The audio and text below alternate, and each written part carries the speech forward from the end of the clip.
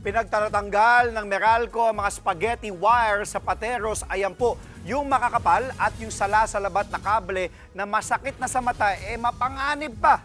Nasa frontline ng balitang yan, si Carrie Cator. Isa-isang tinanggal sa pagkakabuhol, saka pinutol.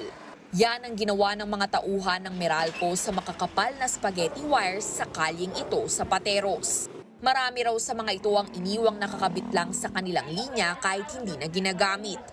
Ang ilan, kable ng mga cable at internet service provider na hindi naman otorisadong magkabit. Giit ng Meralco, bukod sa masakit na sa mata, mapanganib ang spaghetti wires. Pag nag-overload yan, pwedeng maapektuhan yung poste namin dahil sa bigat, no? Pwedeng bumuwal o kaya pwedeng lumundo. Inamin naman ni Pateros Mayor Ike Ponce na hirap madaanan ng malalaking sasakyan ang mga kalye gaya nito dahil sa mga naiipong kable. Tuloy naman daw ang kampanya nila laban sa ilegal na pagkakabit ng mga linya. Sa pamamagitan ng ating mga barangay, ng engineering office, babantayan namin. Meron naman kaming Eagle Squad na tinatawag dito, yung nagpapatrol all over Pateros. Nakasara ngayon itong kahabaan ng FC Tuazon dito sa Pateros City para sa isinasagawang wire clearing operation. Kung makikita nyo, nagtatanggal sila ngayon ng mga kable. Ito raw kasi yung mga ikinabit ng walang paalam mula sa Meralco ng ilang telco at communication service providers. Ayon sa Meralco, madali namang kumuha ng permit para magkabit ng linya. Pwede nga raw itong gawin online at walang babayaran ang mga provider.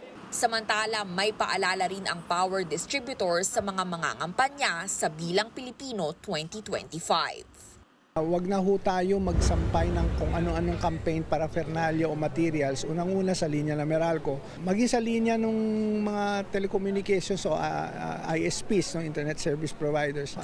Kasi pag ginawa po ninyo yan, maaari ho yan mag-cause ng damage sa aming facilities. Maaari din ho kayong maaksidente.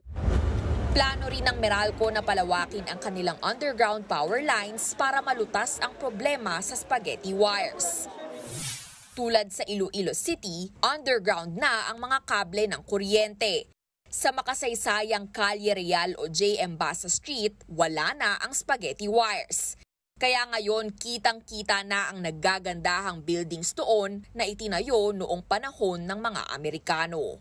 Nagbabalita mula sa Frontline, Carrie Cator, News 5. Mga kapatid, Dimples Romana po, kumpletuhin ang inyong umaga ng mga kwentong puno ng inspirasyon. Salubungin po ang bawat araw ng may ngiti at pag-asa. Kaya't mag-subscribe na po at mag-follow na sa aming social media pages ng News 5.